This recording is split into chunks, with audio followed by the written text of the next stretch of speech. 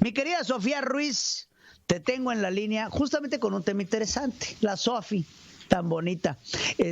Tenemos un tema interesante que es justamente cuánto cuesta, cómo podemos hacerle para vacunar a todo el país. Sofi, te saludo.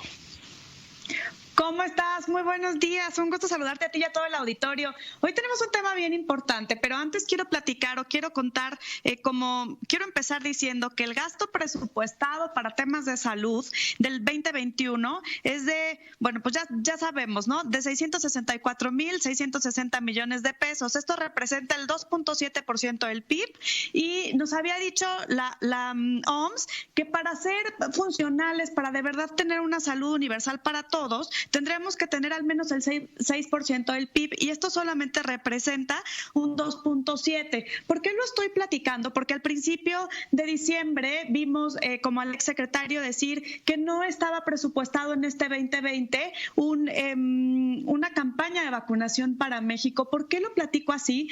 Porque esta sección es de negocios y a mí me parece súper importante la prevención. Siempre tenemos como ejecución de negocio o como validación del presupuesto que presupuestar, justamente presupuesto significa presupuestar, asumir bajo una preevaluación los supuestos que estarán por venir.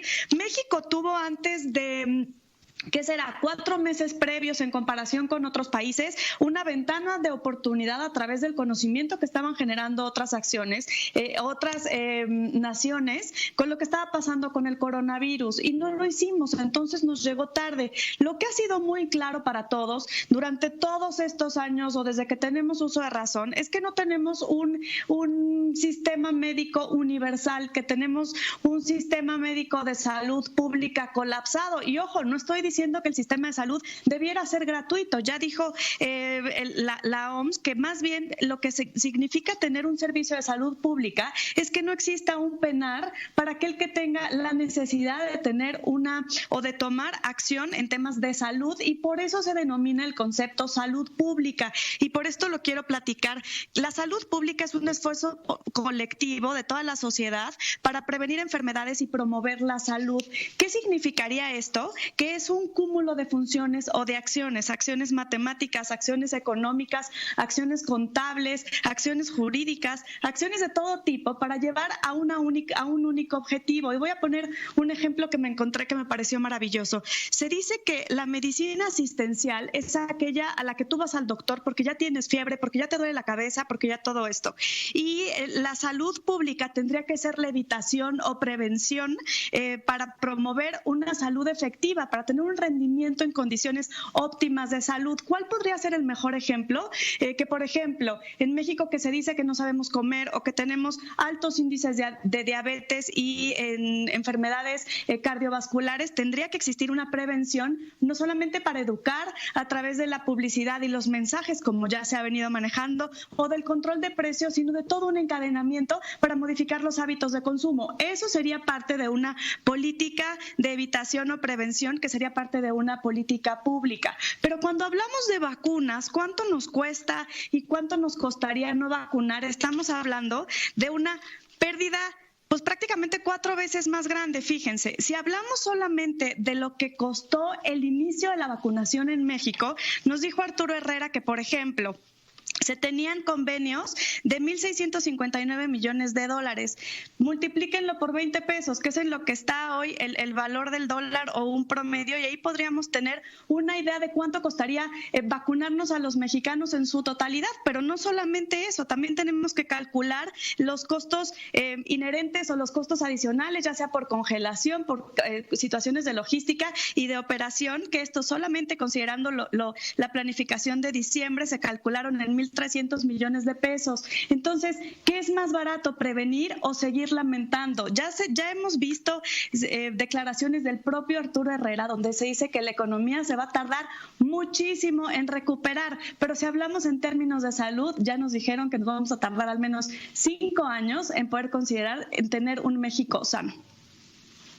Oye, pues se me hacen pocos, La verdad es que se me hacen pocos. Creo ¿Pocos que años? sí se me hacen pocos años.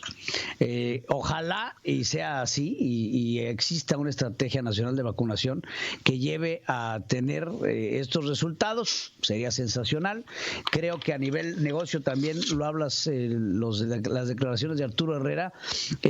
Hablaba el presidente apenas el fin de semana de que México va a crecer 5% este año, lo que se me hace francamente ilograble, tomando en consideración que perdimos 9% el año pasado. Crecer un 5% por encima de cero se me hace imposible, pero sí un 5% por debajo de -9, lo que nos dejaría en un -4 en el decrecimiento nacional. Ahí sí sería más lógico. Entonces, la base del futuro crecimiento del país estará en el Plan Nacional de Vacunación, pero el problema es que no hay plan y, como bien lo dices, pues sale mucho más barato la prevención que estar teniendo que tapar hoyos y hoyos y hoyos. No hay una prevención, no hay un esquema de vacunación, no hay un esquema de rescate, no hay un esquema en donde tengamos garantizada la cantidad de vacunas menesteres para poderlo lograr. Entonces, pues es aquí en donde encontramos un problema de negocios, como bien lo dices, y un problema de salud pública bastante importante, mi querida Sofía. Y de rentabilidad del sistema de salud, el 80% de los mexicanos tendría que tener acceso a la salud pública, como bien se denomina, y ya se nos ha dicho que el mexicano gasta 3,800 pesos en medicinas antes del COVID y ahorita no tenemos ni tanques de oxígeno. Entonces, no tenemos vacunas, pero tampoco sistema de salud. Sí hay, ¿no? Es lo que dice la Profeco. Oxígeno hay, no hay tanques. Pero hay oxígeno, sí. Maravilloso. Pues sí, mi querida. Hay el remedio, pero no el trapito. Exacto, es el remedio, pero no el trapito. Y es ahí donde pues se junta el hambre con las ganas de comer. Te agradezco mucho, mi querida Sofía, como siempre un placer verte. Un abrazo, igualmente.